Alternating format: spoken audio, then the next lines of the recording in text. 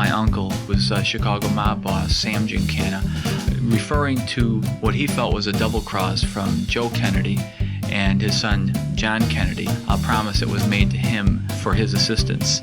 Mob boss nephew Sam Giancana today on Now I've Heard Everything. I'm Bill Thompson.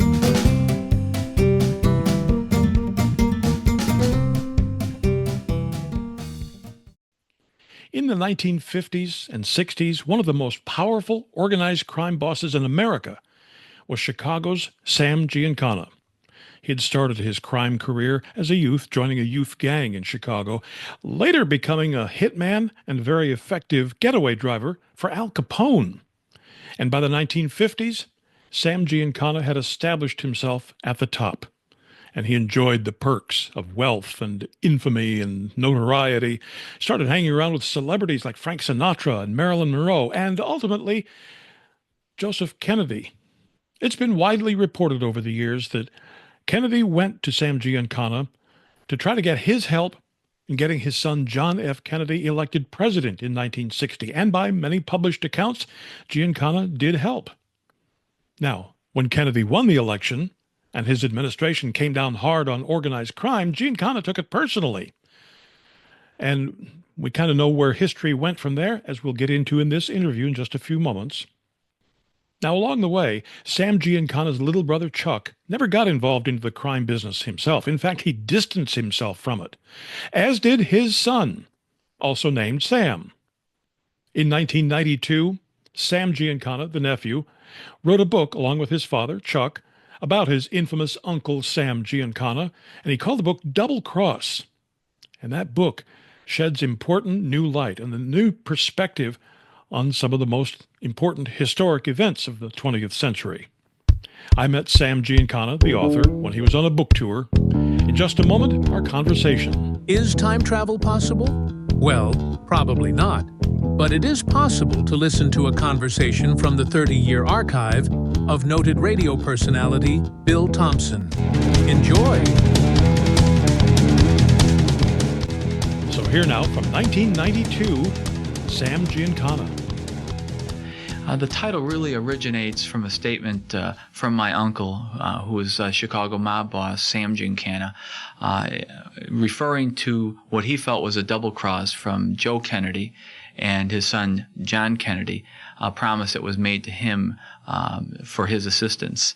And subsequently, he felt he was double-crossed and really resulted in changing the face of this country. Is that what lies at the heart of what happened in Dallas in 1963? Well, certainly part of it.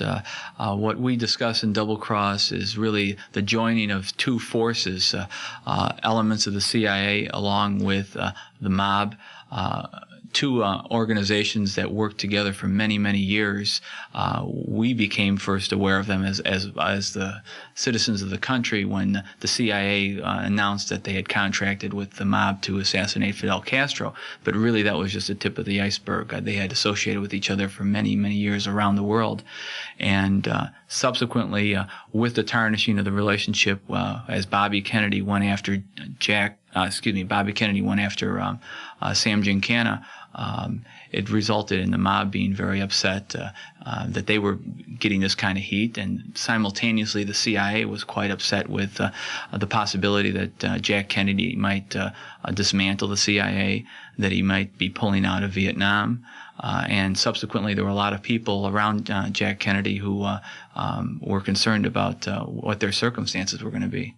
Was it your expectation that out of all the many things in this book that could create a controversy, that the part dealing with the assassination of John F. Kennedy would be the most controversial part? Well, it seems that as a society we've been almost desensitized to a degree recently with the Oliver Stone movie JFK that has brought a lot of information to the public and has stirred a lot of interest and brought it to the forefront of everyone's mind. So really this particular aspect has generated less controversy in our discussions. It seems more that people are interested or more concerned about this continuing collaboration between the CIA and the mob over many, many years. The information that is contained in this book was obtained how? The information is primarily the result of conversations between my father, who is Sam Giancana's brother, over a period of 35 to 40 years, as well as information that my father received directly from individuals within the organization. I'm talking about men very close to Sam Giancana, his personal assassins, as well as lieutenants, and additionally information that you garner by just being on the grapevine, being associated with these kinds of people. There is talk, and you hear various rumors, and you hear various kinds of information. So it's really the culmination of all that information, and we've tried to put that together with historically documented information to give people an understanding of what really has transpired over the last 50, 60 years with our government, as well as try to give people a little bit of a warning to say, we need to be aware of what our government is doing. We need to be active participants. We need to have ethical and moral leaders, because as the saying goes, power corrupts and absolute power corrupts absolutely. We've had people who, out of a need to maintain power, have felt that the ends justify the means. Should we be surprised or shocked that the mob has its finger in just about everything?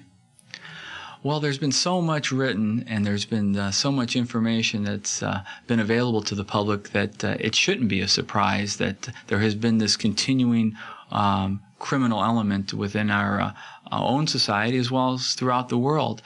Maybe we just don't want to admit it, but I think we're sticking our heads in the sand if we don't really look at it and start to believe it. And certainly it's been changing in complexion. I think if people think that you're going to find men in dark suits wearing sunglasses carrying machine guns, I think you're sadly mistaken. They've changed with the times just as well as the law enforcement has changed. So I think we have to be a lot more aware of what's going on. Why did you write this book? Well, for several reasons. We felt that it was important that since Sam Giancana was tied to the history of the United States, that people know as much as they can about him, what he was really like, what activities he was involved in on both a national and global level, but as well as trying to get at some of the misinformation that was out, some of the disinformation that I think has been published, whether through newspaper, broadcast, as well as people coming out from various locales, with their own theories. And we thought it was important that it serve as a warning to people that this is what we know. We felt it was important that we come forward. We felt it was our responsibility to come forward with this kind of information, kind of an obligation. And I think most Americans, if they were faced with the same dilemma, having information of this kind of nature, that they would do the same thing. But it doesn't end for you with the publication of the book. I mean, you're on an author tour now, but it's certainly you are in some measure of jeopardy, some measure of danger, aren't you? Well, there's a certain amount of fear associated with coming forth, but we really see ourselves as historians more than rolling over on various mob individuals. We're really trying to set history in proper perspective, trying to provide historians with as much information as possible so that they can accurately write history down, not for the sake of for further study in the future, but more importantly, so that as a society we understand it, that we don't fool ourselves into thinking that certain things happen for reasons that weren't the cause, and as a result, we can look forward and really change what's happening. In other words, we ought not to assume, as we all have been taught from our school kid days, that it was Lee Harvey Oswald acting alone who decided on his own to take a rifle up to the school book depository and fired the shots that killed our president. Exactly. That's the company line that we've been given through the Warren Commission, and many experts and individuals who spent their life investigating that as well as other events during our life have really found a lot of cracks in that theory. And we specifically talk about what transpired, why John Kennedy was murdered, how he was murdered. We named the shooters. So we get very specific, and this is information garnered from a man who was the #1 man on the list of Bobby Kennedy when he was Attorney General. How did the two of you know when you were writing how much, what's rumor, what's fact, what's innuendo, what's fact, what is just gossip, what is just, blowing off steam? Well, certainly Sam Giancana was a kind of man who didn't have to embellish his position. At the time we're talking, he was the undisputed leader. He didn't have to prove anything to his younger brother. He was not a man who would boast that he could do something and he couldn't come through on it. He always came through on his promises. He also always told my father the truth. They had a fiery relationship, as two brothers would, and often called each other's names and argued, but at the same time there was a confidant relationship that existed because my father was not a threat to Sam Giancana. It was a brother. He was not a direct soldier. He wasn't reporting to someone that could be turned, so to speak. So the information coming from Sam was very, very specific. I did this, or I had so-and-so do this, or so-and-so took care of particular items. Likewise, the other men that my father spoke to over the years would speak in very specifics. Rumors more had to do with just general goings on, and we didn't rely on just the rumor. If my father heard that a particular person was responsible for a murder, we waited, and he waited more specifically until it was confirmed directly by someone else. So we really didn't rely on an allegation, so to speak, from someone saying, well, so-and-so did this. We really made sure that he heard it from several individuals. After this short break, Sam Giancana discusses the role his uncle played in the death of another American icon. If you've ever wondered where to find the captivating books we discuss on Now I've Heard Everything, wonder no more. Just tap the link in our show notes or visit our website, heardeverything.com. Plus, when you purchase through our affiliate links, you're not only diving into great stories, but also supporting this podcast. And we thank you for your support.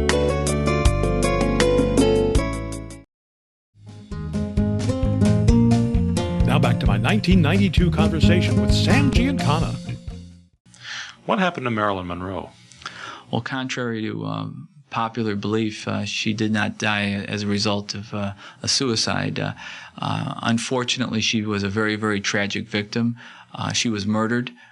She was murdered as a result of a contract being put on her life by the CIA. That contract was picked up by Sam Giancana and implemented by several of his assassins, 4 specifically, that went to Los Angeles with the specific job of murdering her. And the method used was a doctored Nembutal suppository that once entered her bloodstream rendered her really defenseless and resulted in her death. Marilyn Monroe was a person who knew too much. She was an individual who had relationships with the mob that stemmed back to her early days in Hollywood when she met with Joe Shank, who was a Hollywood producer, Johnny Roselli, who was a direct liaison to Sam Giancana. So she began very early on with those associations. Likewise, as she became more popular, the CIA and the government was obviously interested in using her as an asset of the United States. And it's been documented by our government that she was used to compromise President Sukarno of Indonesia in a blackmail plot to make sure that he did exactly what our government wanted to have done. So she was in a very unique position based on those two aspects of relationships. Likewise, she became involved with John Kennedy and Robert Kennedy, and she was in a position in 1962 to be a threat to many individuals. And born out of that situation, when she said she was going to blow the lid off the whole damn thing, which referred to not only her relationship with Bobby, but Jack Kennedy, and obviously through the other relationships, she became someone who couldn't continue living. So the CIA put the contract out. Are you finding on this tour that there are people who assume that because of who you're related to that you must be a member of the mafia as well? Well, it's really interesting. I've almost gotten the opposite reaction because it seems that I think a lot of people have been thinking about a lot of these events, and I think have put them in perspective. And I think people are starting to hear some of the comments from the people who have been involved in some of the investigations. I'm talking about Anthony Summers, who's been involved in both investigating Marilyn Monroe and likewise the Kennedy assassination. David Scheim, who wrote Contract on America. And some of these people are saying that this information seems to fit.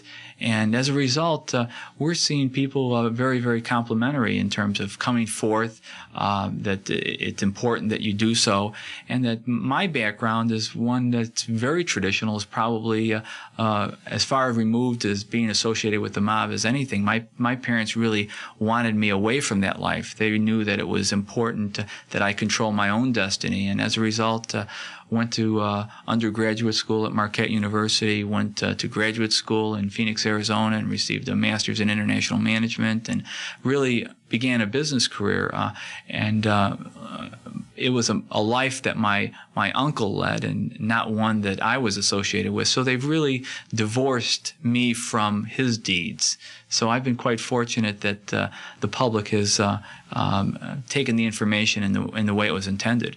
But yet you haven't had to deal on a day-to-day basis for quite a number of years with having the name Giancana. That's right. We actually changed our name in 1969. My father, perhaps more out of self-preservation than moral outrage, finally decided that we needed to try to escape Sam Giancana's legacy and try to get ourselves out of his shadow. We were living in Chicago, and nearly every other day there was something written about him, and especially myself carrying the name, it was hard to escape people asking those kind of questions. So we changed our name, and for the last 23 years we've lived with another name, and have just had to quietly watch as there's been a lot of questionable information that has come out regarding a lot of these events, and we finally decided, okay, let's tell what we know, and we're going to go on with our life. We're not interested in changing our name back. It's not something we're proud of. If he discovered the cure to cancer, I think we'd be claiming our association to a much higher degree and with a great deal of pride. But he was a man who destructively changed the course of history along with his cohorts. And it's important that as Americans we know as much as we can. Mobster Sam Giancana was murdered in his own home in 1975 at the age of 67. That murder has never been solved. Now, you can get your copy of Double Cross by Sam Giancana, his nephew, by tapping the link in our show notes, by clicking the link in the description below if you're watching this on YouTube, or by going to our website, heardeverything.com. We may earn an Amazon commission if you make a purchase. Heardeverything.com is where you can also find my 1989 conversation with Joe Pistone, the undercover FBI agent, sometimes known as Donnie Brasco. I was given contracts to kill individuals. That was a test because I was due to become a made member. And my 1993 conversation with a man who carefully documented the assassination of JFK, Gerald Posner. These doubts and questions raised become facts. They get repeated so many times. Could Oswald have had the time to fire the 3 shots? And later that becomes he didn't have enough time, and then it becomes no marksman in the world could have fired the shots that Oswald fired in the necessary time, and he wasn't a good marksman, and the rifle was terrible, and they become ingrained as part of our consciousness. And of course, we post new episodes of Now I've Heard Everything every Monday, Wednesday, and Friday, and you can find us wherever you find podcasts. Thank you so much for listening.